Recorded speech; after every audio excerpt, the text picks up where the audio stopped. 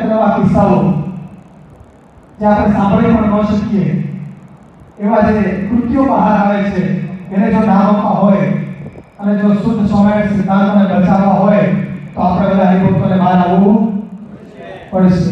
આપણે બહાર નહીં આવે તો કોણ આવીશું?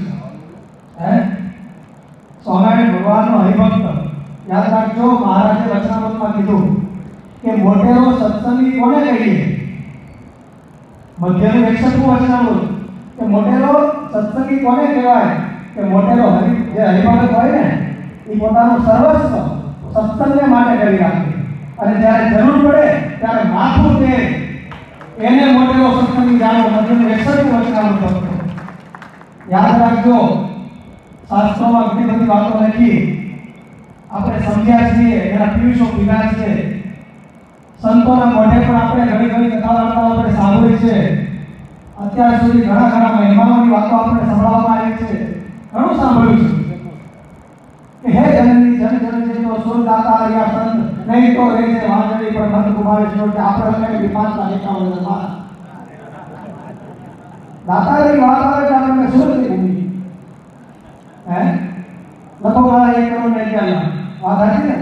હું નથી લખાવતો, તમને જણાવું છું. આવા માણસોથી આપણે ઘણું દાન દીધું પણ આપણા દાનનો ઉપયોગ આ લોકોએ ક્યાં કર્યો? ખોટા દુરુપયોગ કરવામાં ઉપયોગ કર્યો છે. એટલે આપણે આજે બહાર આવવું પડ્યું છે. નકર ભલામણા આપણા મોક્ષના માર્ગની વાત તો આપણે બધા જાણીએ છીએ. આપણે બધાને ખબર છે કે રોજ સવારે ઉઠીને વહેલા ઉઠીને મંદિરે જઈએ, કથા વાર્તા કીર્તન કરીએ, સાંજે ધંધા બિઝનેસ કોઈ ગૃહસ્થ છીએ, પરિવારમાં આવીએ પાછા માળા કરીએ, એ ભગવાનની વાતો કરીને ભૂલી જાય આપણું કલ્યાણ થઈ જાવ એ કરવા જ આપણે આવ્યા છીએ. પણ જ્યાં મુખ્ય સિદ્ધાંત લોપાતો હોય એ પછી કોઈ પણ વસ્તુ હોય, ધર્મ હોય કે દેશ હોય, એનું બંધારણ લોપાતું હોય તેમાં બહાર આવવું પડે. જો મારી ન આવી તો સમજૂતી સાથે આપણે સૌએ હાથ ઊંચા કરીને એક નિર્ણય લઈએ કે જ્યારે પણ શ્રી સ્વામિનારાયણ સિદ્ધાંત રક્ષક સમિતિ આપણને આવાજ કરશે કે જ્યાં પણ આપણને બોલાવશે ત્યાં આપણી સર્વ આપણે તો હાજરી આપીશું, પણ આપણે આપણી સાથે 5-10 હરિભક્તોને સાથે લાવીને અને સભામાં હાજરી અપાવીશું. બોલો સ્વામિનારાયણ ભગવાનની જય. નારાયણ વધારે કહે નહીં કે મારી સ્વામિનારાયણ ભગવાન. સરસ મનની પ્રવચન આપણને શ્રી સુરત આવ્યું. મોટવાની બોલાવી સારા હરિભક્તો છે. હવે આપણે હસુભાઈ એને વિનંતી કરીએ પણ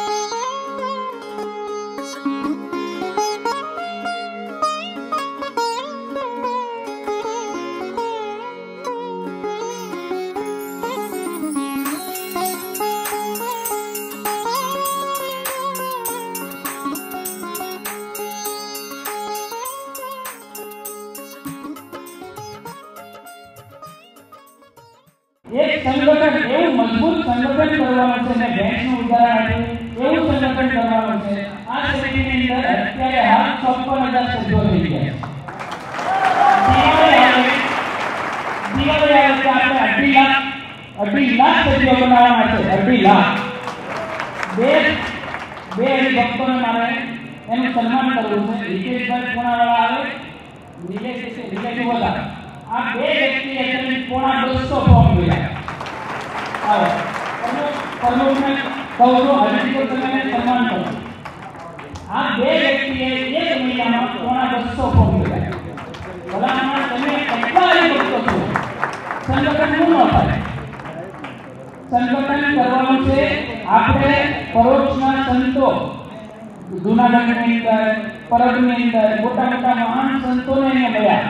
એને એમ કીધું એક સંગઠન બનાવો, મોટી સભા કરો, 5,000 સંતોને લઈને આવશું, અમારા હરિભક્તોને આવશું.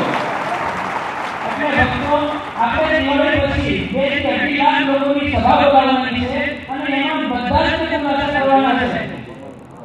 આપણે કોઈ સાધુને કાઢી નથી મૂકવાનું, સાધુ હોય એને.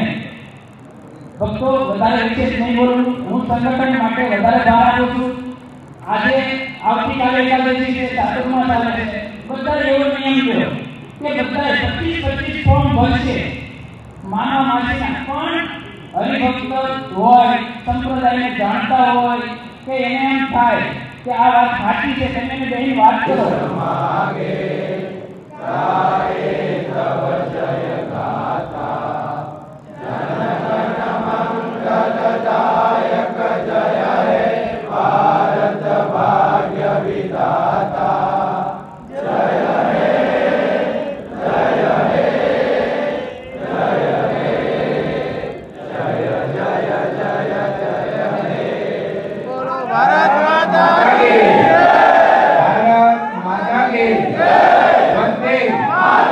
वंदे मातरम।